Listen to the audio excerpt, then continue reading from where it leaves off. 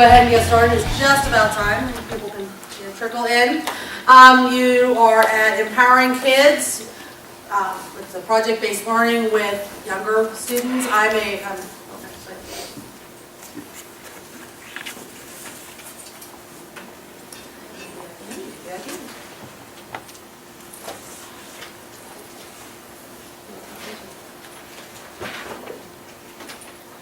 there we go. See now it wants to go. Yeah, well, it's just it was like feeling all of us. My name is Billmyer. I teach first grade at Cool Spring Primary. I've been in education for 26 years. I've taught kindergarten, first and second grade. And I guess that's me. Technology, and I've been here for many, many years. This is Jessica. I'm Jessica Robinson. I am a third grade reading teacher this year. I have been at Quinton for 6 years. All 6 years of my teaching has been at Quinton, all in third grade. I've taught all subject areas in third, but this year I'm only focused on reading and writing. This year we are departmentalized, so I have 3 clusters. I have a gifted cluster first thing in the morning, special ed in the afternoon, and a general ed in between. So I have from one end of the spectrum to the other.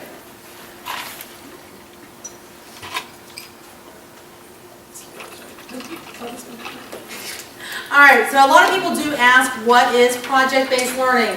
We have this lovely quote from the Buck Institute: the extended process of inquiry and response to a complex question, problem, or challenge while allowing some degree of student voice and choice. Rigorous projects are carefully planned, managed, and assessed to help students learn key academic content, practice 21st century skills, collaboration, communication, critical thinking, high-quality, authentic products, and presentations. That's an awful lot.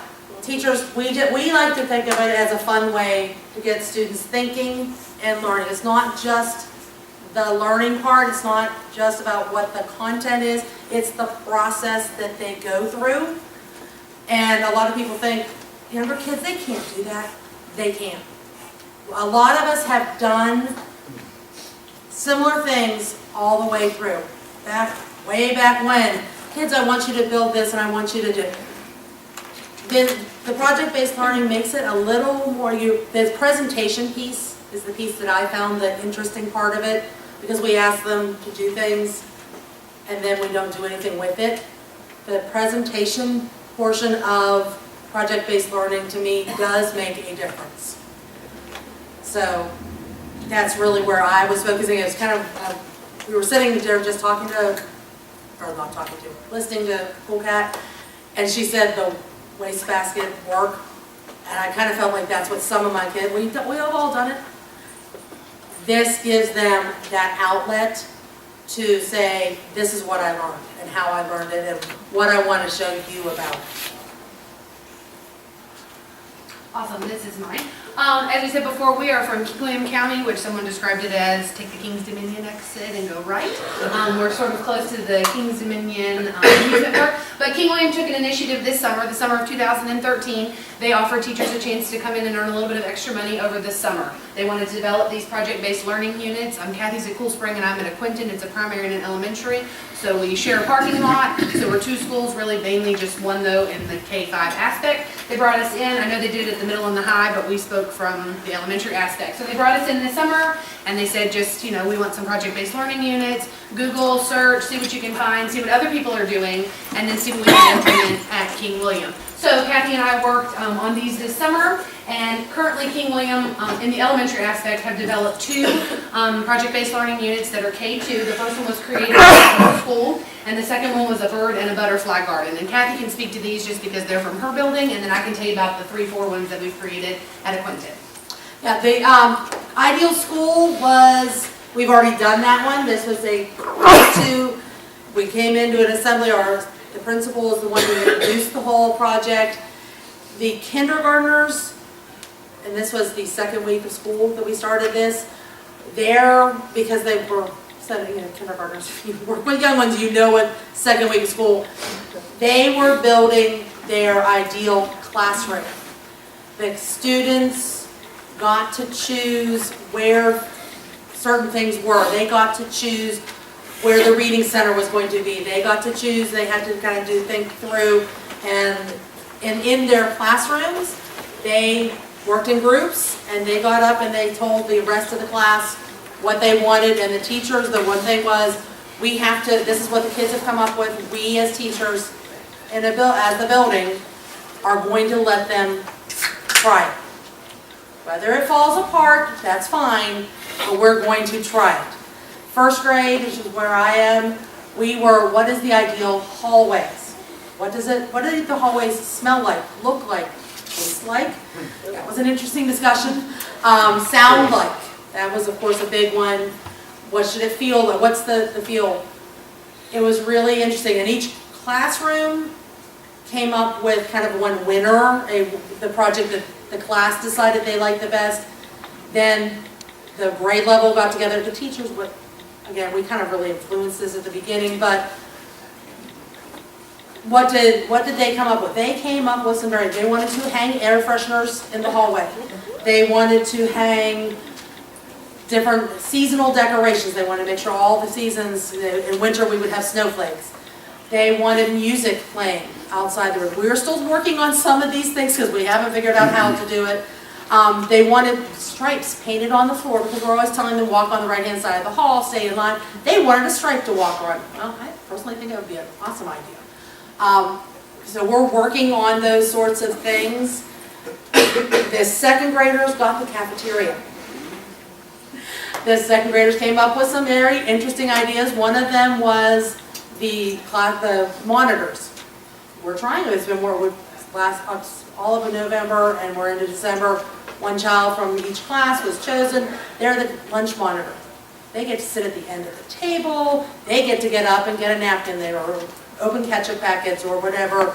They get to tell the teacher at the end of lunch if someone was misbehaving at the lunch table. It's amazing. They really are amazing. And we, as teachers, we went, oh, I can't do that. But they did. They came together. They decided what they wanted. Second grade also came in. They did research. That's how second grade decided. They came in with their clipboards and they saw this going on. They saw that going. They wrote things down. They made graphs. They chose each other. That's what project-based learning is. It's getting those kids together and solving problems and implementing it. And I think right after Christmas, we're going to have okay, how's it working? So this is not a one-week unit.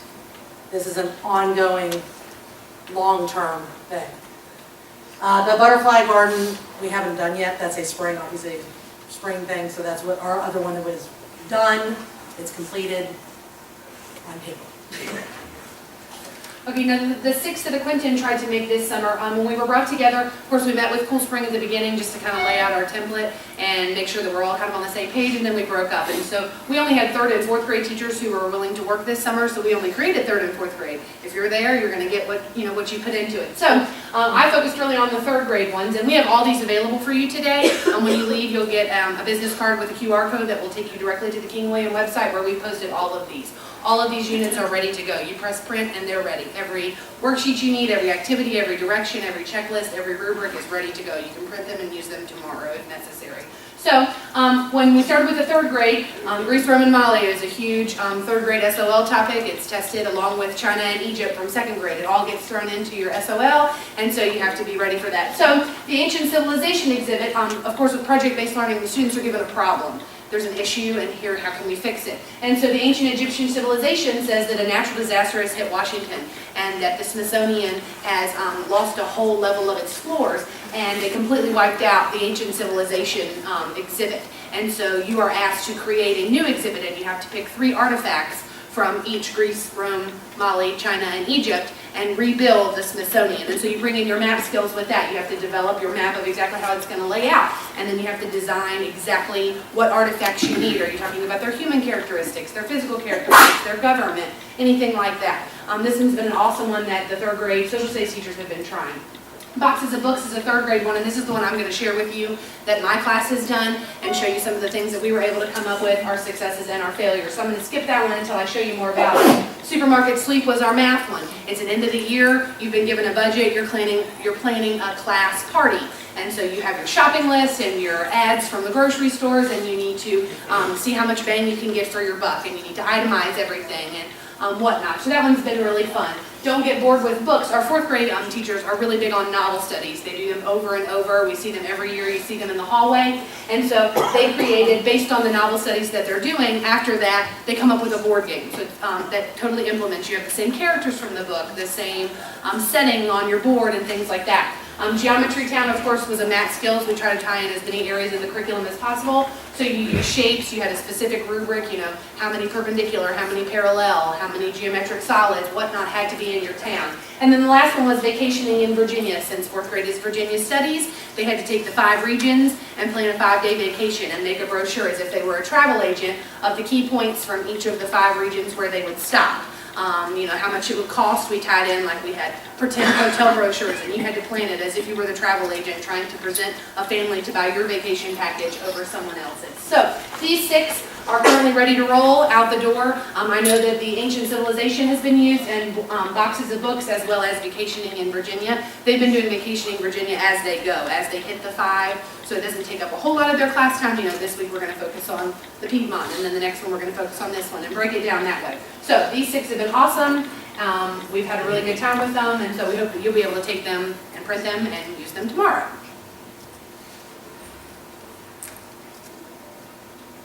Okay, I'll explain some of my experiences. This is the template that we're using, and of course you'll see everything. We just kind of took a snippet out of it, but this is the boxes of books, which is what I tried with my students back in October. The title, of course, the idea and the concept, and then everyone has an entry event. We lost our librarian last year. Lucky Duck got to retire. So after Miss Hannah retired, she cleaned out her garage. While she was cleaning, she discovered several boxes of books. She decided to donate these books to a brand new teacher at Quinton Elementary. This new teacher needs your help. She's asking you to sort and classify the books based on genres, which ties in your language arts skills, and then she wants you to design a classroom library.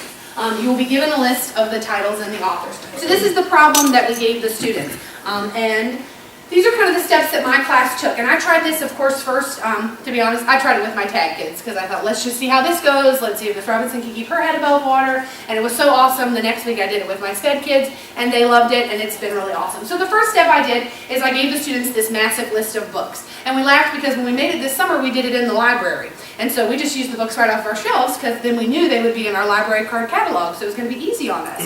And so then when the kids started, they got a massive list of the books, and we went to the computer lab and we opened up 3 tabs. We used Quest for the library search engine, and then we opened up Barnes & Noble and Amazon. And there were the 3 tabs at the top that they used. And so I thought we would never have to leave Quest because we got all the books from our library, so they should all pop up in Quest. Apparently the librarian took some of those books, and so kids were like, we can't find it. So we had to bounce over to Amazon and whatnot. So the first step was just to sort them by fiction and nonfiction. So they took the massive list and then just sorted them into 2 columns on a graphic organizer. They loved it because I just kind of let them loose. Here are the tabs, have at it. And so then, of course, we all came together and checked them to make sure we had the right books in the right columns and whatnot. Then after that, we broke them down into subgenres, and we did that part together. We had 3 fiction and 3 nonfiction. I think we had biography and autobiography, and then just general nonfiction. And then we had realistic fiction, science fiction, and mystery. They were the 3 that were broken down. And so then they got to break them down even more into subgenres. The second step was, of course, a map or rough draft. They were given a checklist, and this is part of the checklist that tied into math skills. Their map had to have the following: a key, a legend, a compass rose, a title, and at least 2 bookshelves. And then here were the 6 genres: biography, autobiography, fairy tale, mystery, nonfiction, and fiction. And then they could add anything else they wanted into their classroom library. Did you want chairs? Did you want a carpet? Did you want lanterns hanging from the sky? How did you want to break it down? Of course, they drew it out. It took them about a day and a half. They got real detailed with rulers, and they were taking cups and tracing them, and fussing when this person did this and that. But they were in their own groups. We worked in groups of 4. So this was their second step. The third step was then their final map. After they brought their small map to me and we checked off following the checklist, yep, you have everything, then they went loose. And then this was where I had one of my struggles, was keeping my hands off. I'm a very straight and narrow, like you're going to use a ruler, you're going to cut this out straight, it's going to look right, and it was like mass chaos. So after the hives went down and I calmed down, then I just realized I could let them go and they really would be okay. So then they created their maps, and again they were in groups of 4, and you can see where they were drawing. What we did is we printed all the book titles on the colored copier up in the front office, and then they were able to actually cut out the titles and put them on their bookshelf. So they didn't have to write them, they had the little blurbs of the book covers, just the author and the title on the front. So you can see, as the boys here, the little color blocks are their book titles. So The fourth step then was, how do I pull the technology into this? And this was their favorite part, and it took us 2 or 3 days because we couldn't stop laughing to get through all of this. But as you can see from some of them, they created their bookshelves. And these boys had a fiction and a nonfiction bookshelf, and they stacked their books one on top of each other. And then we took our iPads. I'm very fortunate to have 5 mini iPads in my classroom that don't have to leave me. And so they created their own videos, and we put them up on SchoolTube, and the students videotaped themselves welcoming you to their library. And they had themes. I had a hunting library, I had a beach theme that had a water slide down the middle of it. They brought in carpet square, like fabric to make carpet squares, and their chairs, and so they kind of welcomed you to their library. And then we uploaded it to SchoolTube, and we printed it on a QR code, and then stuck the QR codes next to their bookshelves. They were asked to have at least 4 QR codes. They did it all. I helped them get it to SchoolTube, but then they did everything else on their own. Printed the codes, cut them out, tested them, laughed at themselves, had to do lots of retakes because they couldn't get through without laughing, or class would come down the hall. So we had a good time with that. And they tried to introduce you to their shelves. This is our nonfiction shelf. Here you'll find books full of facts. This is our mystery shelf. I recommend the Nancy Drew. And so they gave little blurbs about it that went on to the poster. So this was pretty awesome. Of course, the last step was the rubrics. After it was all said and done and they presented to the class, to each other, they got to share all about their libraries, then we had rubrics. These rubrics are available in the PDF. Press print and you're ready. There's 2 student rubrics. They first are going to grade themselves, how they felt like they did on their own. And then, of course, they graded their group of 4. And then I had 2 rubrics myself, one for the actual project and the map, and then one for their presentation. Our kids have a hard time. Well, they don't have a hard time talking, they just have a hard time getting up and talking about their work when you're asking them to focus on, exactly what you did. So it was a lot of interrupting their neighbor, oh no, you forgot to tell her this, and things like that. But it gets them up there, it covers that SOL free one, the oral presentation, and it gets it started.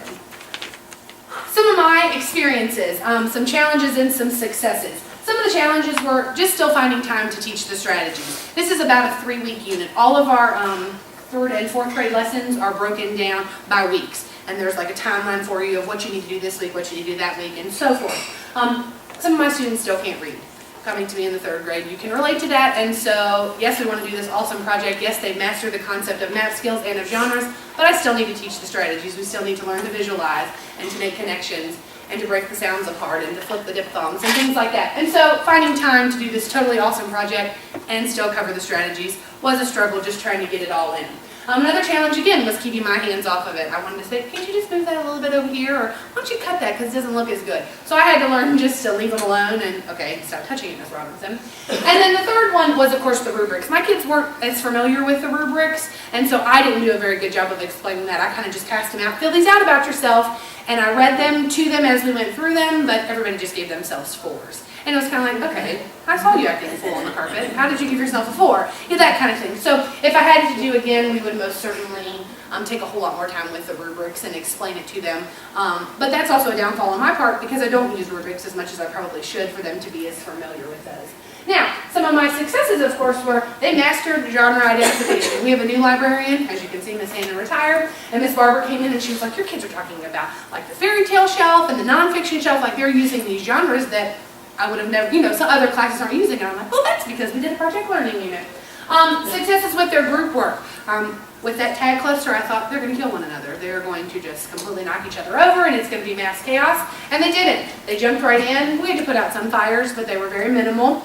And so it was awesome seeing them get to work together. And it also strengthened another content area topic. They had already covered map skills, and so that was a much easier process. They knew that a map title had to be on there and a key and a legend and things like that. So it brought in another content area for me to strengthen and scratch the social studies teachers back.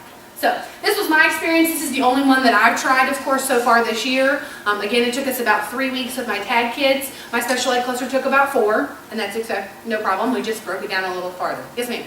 3 weeks of how long each day? Probably about 30 minutes every day, because I still needed to teach the strategies. We still needed to do our word study.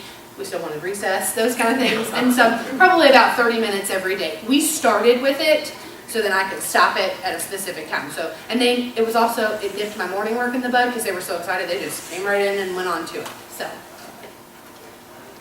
now I'll take a breath and let Kat tell you about hers. Back to me. All right.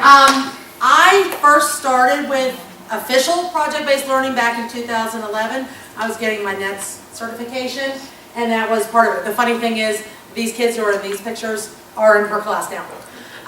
So she's like, oh, I have that kid. It was very cute. My first one, the first problem I gave them was, we were studying nocturnal animals. It was October, kind of bring the bats and the cats and those sorts of things in. They needed to build a habitat at a zoo for the nocturnal animals, and they needed to remember that people were going to come during the day to see these nocturnal animals. How are you going to solve that? They did a really good job with what I gave them, but I didn't, you know, it was, and this was their only presentation. All I did was take a couple of pictures. That was about it. It was way too narrow. It was me trying to be too control. Again, it's that letting go thing. I really focused it down. They did work well as a group. They did talk to each other. It was interesting. Listening to their conversations in group work is incredible. It's what you hear, you know, you think that they're going to be rolling around the floor the entire time. They're not. They argue. They discuss. I'm going to say argue, but they discuss. They have these, I think this should be this way. And someone else, even those shy, quiet kids will say, no, because this needs to be this way. And the conversations that they have are absolutely incredible. And you wouldn't have that in a, okay, you're going to build your habitat, you're going to build your habitat. You don't have that if they're not doing the group work. And even when they get up to stand there and present their things, even the quiet kids, which I'll show you in a little bit. So I knew I did it well, but I didn't do it quite as well as it really could have been done. I could see where I was going, but of course, you know, we all learn all the time. This is the project-based learning for the ideal school. Again, it's on the website. We'll have you all that. So the wide viewing of our school behaviors, I kind of went into that already, so I'll move there. After we did the one early as a school-wide thing, I came back to my classroom. I said, okay, I'm going to take this on. I'm going to do this right this time, or at least better. May not be right. This year, same time frame, same sort of thing. We were talking about nocturnal animals, classifying animals into different, that SOL. So this time you're going to create a new zoo, much wider opening here. In the paperwork that they got, they had a list of animals that were coming to the zoo. They needed to create areas for the animals to live, of food and supplies that those animals would need, and make a map of the completed zoo. When we had done some map skills, I was trying to pull those map skills back in. And most of all, the animals need to be safe and happy. And I didn't pull that paper. I gave them a list, and there must have been 15 animals on the list. There were lions and zebras and trout. It was this bizarre list, but I wanted them looking at and learning things. They had to go online. They very quickly, the girls here on the top, the girls line there, those were all, they figured, they were groups of 4 or 5, most of them. They all wanted, I had 4 computers that they could use, not 5. Of course, the 20 kids, 21 kids, you can't do that. But all of a sudden, well, I'm learning about the zebra. I'm doing zebra in my group. My zebras all got together and figured out that they could research together on one, even though they were from different groups. So not only was their group work, they figured out how to help each other do the research. These first graders, October first grade, they were online researching animals. Yes, I used a portal. They used, and I had animal research sites set up for them, but they did the research. Once in a while, I would go, what is this? Okay, I didn't really think they would know omnivore. You're right, I wasn't expecting it first grade, but they read, they researched. They had papers to fill out with what the animal eats, what eats that animal. Oh yeah, that was a learning experience for them. They're like, oh, and you could hear, again, those conversations of, we can't let the lions near our zebras because they won't be happy if they get eaten. Thank you, okay, you figured that one out. So, and again, that's why I had put the safe and happy bit in there for them, because I wanted them to realize you can't put the lions and the zebras in the same space. Time management, okay, that's, you start this at 1:30 in the afternoon, all of a sudden they're making the announcements, it's time to get on the bus. I'm like, we had a few days of this. So that was my challenge this year, because we just kept rolling. They were rolling with it. I was happy. The how to choose groups, always an interesting one. I have a dynamic group this year. I have some challenges in my class. And when we had done the first one, I realized that my 3 boys disrupted each of their groups so much that I couldn't do that to those, and I couldn't remember, okay, well, so couldn't. So I brought those 3 boys together, and I said, gentlemen, you guys are going to be a group. And you can do what you do, and if you do a great job, awesome. And if you don't, well, I'm sorry, I'm not going to hold back everybody else. I had this conversation with them. These are my 3 boys down here on the floor. They pulled up, they rocked it. They had, it may not have been the absolute best research, but they researched. They split up the responsibilities. They had to be involved because they were the group of 3, and they had to do it, and they did. It's what you expect out of them, because in the other group, everybody else just went over top of them. I put them together, they had to do it. So you have to play with your groups, and you know how you've probably done some sorts of group work. You have to just be, it's another flexibility issue. You've got to, so I do have, this year I did videotape. I have just a small digital camera in my room. I videotaped their presentations. I'm going to apologize before I show the video because my voice is a little loud, in case you hadn't noticed that. And I was holding the camera, and I'm trying to hold the camera and ask questions and keep the class straight all at one time. You know, I was by myself in my classroom. So I'll turn it up so that you can hear the kids, because that's really what you want to hear. My voice is a little loud on the video.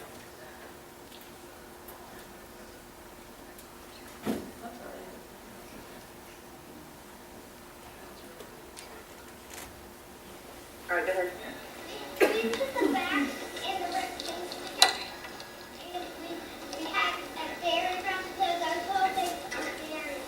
Okay, why did you put the bat and the raccoons together? Because at night they usually come out, but at the day they don't. Okay, good. And they have to be dark. Good. We put the line right here, and there's some bars so he didn't get out. Good. Mason, you go. And we put the stripes right here because we didn't want to eat them. Because we don't want to eat together. What are those over there? Yeah, What's? we do very well, so. Okay, but what's the other? You didn't want that. You said we didn't want these together. The sharks and the what? The shark and python. The Yeah. python. The shark and the python. There's a crab at the bottom of the sea. Yeah, I see the crab right here. Why is the crab away from the shark? So it doesn't get eaten. Good. All right, Isabella B. Isabella B.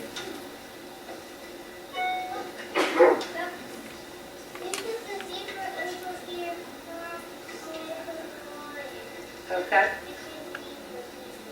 All right, is he with anybody else? No? Okay.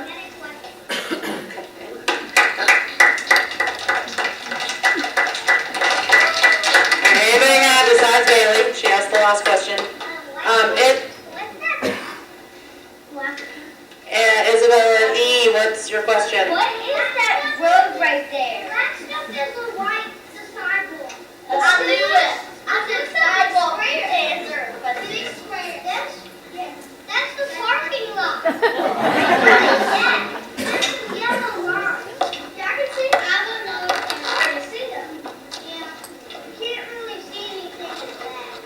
All right, and Annabelle, you have a question? Yeah. Listen to the Logan. What are the elephants and the monkeys and the giraffes? And here's the elephant. Did you hear Annabelle's question? She wants to know where the monkeys and the elephants and the giraffes. Yes, but we didn't have enough space to do that. We couldn't see on the bus. You had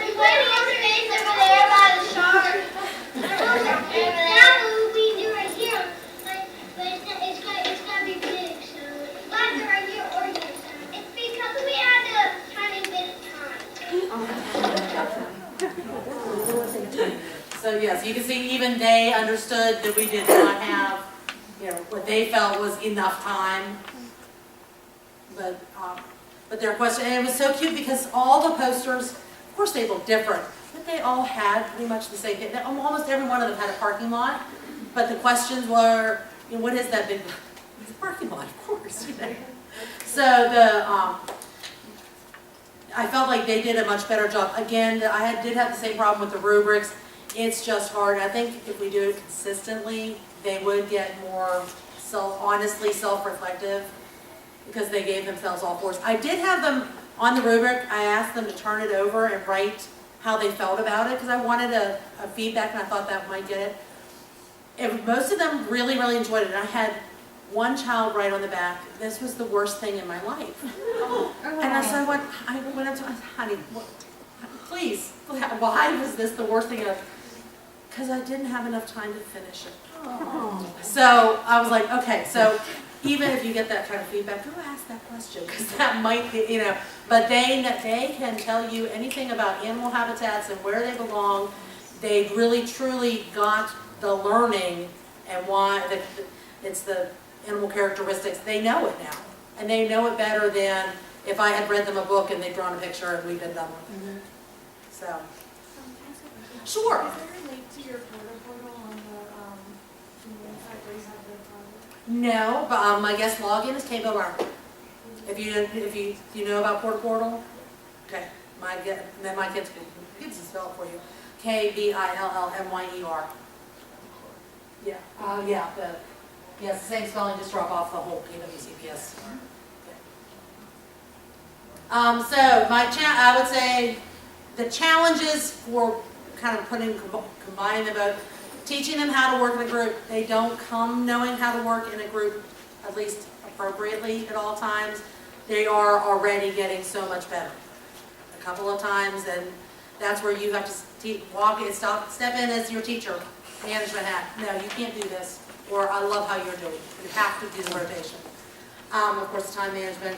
The success is the kids were completely engaged. In fact, we all were. We almost missed the last one day. And the lasting learning. I have seen it already going. This picture, by the way, is one of the other things the first graders did for the ideal school. They wanted hallway monitors. So we now have a hallway monitor program. Kids are chosen their green bucket. But and that's one of the kids holding her walk sign with their orange vest. It is, they're the hallway monitors. I am a K2 building. Our oldest kids are 8. So, we can get away with this kind of thing. It's that's one of the joys of being where we are. So, just thought I'd throw a part out there.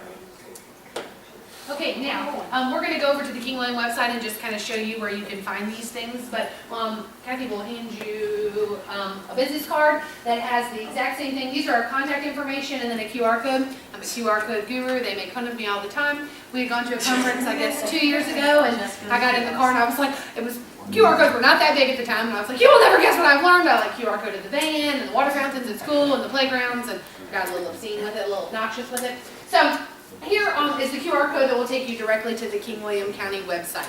Again, these are ready to use, ready to press print, and be used, in your classroom. One thing, we've also specified an age beside of them. We said these were for 3rd, we said these were for 4th. Well, the 5th grade class is actually some of the 5th grade classes are doing the boxes of books just like I did already, because they weren't in 3rd grade when these were created, and so they tried it and they just made a different list of books. The 3rd grade teacher was doing the vacationing in Virginia, where they made a travel brochure, but they did it with Greece, Rome, and Mali instead. It was a bigger vacation than just Virginia. So just because these are grade level specified, it doesn't mean you can't. That's just where we align the SOLs for you to be able to say for your lesson plans, oh, I did 3.6 or 4.2.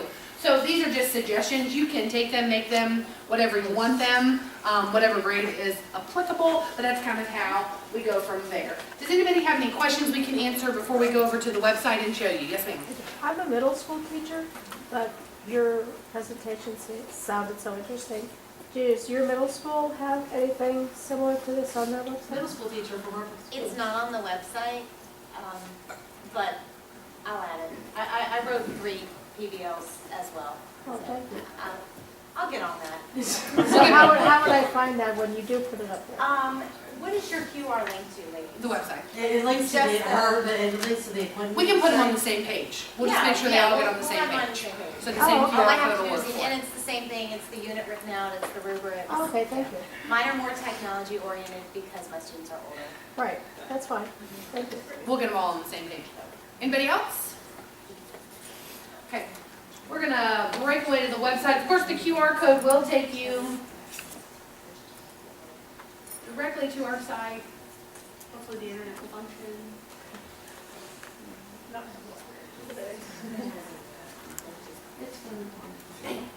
It's green. Right now, it's currently in the middle. And No, then that's actually just this presentation. Just kidding. Right now, it's currently in the middle, where you can take to the news feed, no problem. But I put them on the Aquinton page, because I can control that one. So I uploaded them all as PDFs for you. So it's under the news page? Just on the main page, right in the middle. And the QR code will take you directly to it. Oops, Google Chrome. I thought, yeah, because it's just those schools.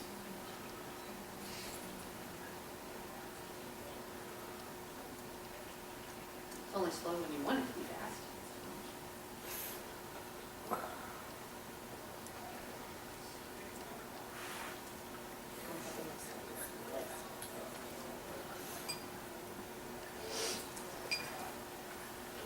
Oh, jeez.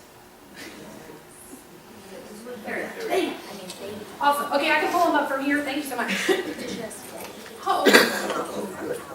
Okay, and here they all are saved. I'll just go to the ancient civilization one, and then if you have any specifics you want us to open, we'll just kind of show you how. We try to keep the same template amongst all of them. That way you can kind of see. See if I can make this a little bigger. They are PDFs on the website, but I'm happy to send it to you in Word if you'd like to change it and make it whatnot. We put it on the website on PDFs, that way you all couldn't mess those up. But if you want us to send you the Word ones, just buzz me an email and I'm happy to send them to you that way so that you can make them and change them. But of course, all of our templates are the same. We use the title, the idea, and the concept, and then the entry event. Of course, we had our essential questions, and then our standards and our objectives, and we just simply listed them. Of course, then we have our performance objectives, what they will know and what they will be able to do by the time they're finished, their learning goals, and then the timelines. Here's where we kind of broke it down for you in weeks. I will tell you, we're very fortunate at Aquinton. We have computer labs pretty much on every corner. We've been very blessed in that aspect, so I can get a computer lab pretty much anytime that I need it for the whole day just by writing my name down. So I was able to block off a lab for the whole class all 3 times. But this is kind of the timeline. Of course, we wanted this unit to be done after you've taught Greece, Rome, and Mali. It's probably not something you should do at the same time, just because you're still trying to teach the concepts. You kind of want them mastered by the time you get to this. Here are the 21st century skills that we've tied in, of course, with the project-based learning, and then the assignments. Here's what the group will do. Here's what the individual is responsible for. Here are the type of assessment reflections, and then of course you can just check those that apply to you if you choose to use them. Here's where we pulled things from, the resources that you will need, and then of course here's the tasks list. These are what you would print and give to the children. Here's exactly, please check off each task. I'm very much a ding, ding, ding, so the child knows what they've done. When they come to me, they have proof of what they've done. But this is, of course, the page that you will give to your child. Ancient civilization task list. These are the things they are responsible for doing. They need to pick their 3. Because the SOL test Greece, Rome, Mali, Egypt, and China, why not back up to the 2nd grade ones and let them cover those as well. Decide which team is going to cover which one, and then complete the graphic organizers. And those are what are all here. Here are the requirements from the Smithsonian. This is what they've asked for you to put into your exhibit. After you've completed your exhibit design, you can start working. Remember, to work as a team and get along at all times. Here are your graphic organizers that we've created. Of course, they would circle the 3 teams. And then these are the information that they can pull from their study guides, from the VDOE, from your textbooks, wherever they need to find these things to be listed. And of course, it just, from the 3 that they pick, plenty of space for their big handwriting. And then here's the rubrics. The student individual, the student as a group. We try to keep it all the same, all the time, most of the time, some of the time, or rarely. And they are pretty much the same for the student and for the group. For them, did you come to class prepared? Did you stay focused? Did you keep your hands to yourself? Did you act a fool? And then, of course, going to the exhibit, what they actually created on the poster display, and then when they presented it to us.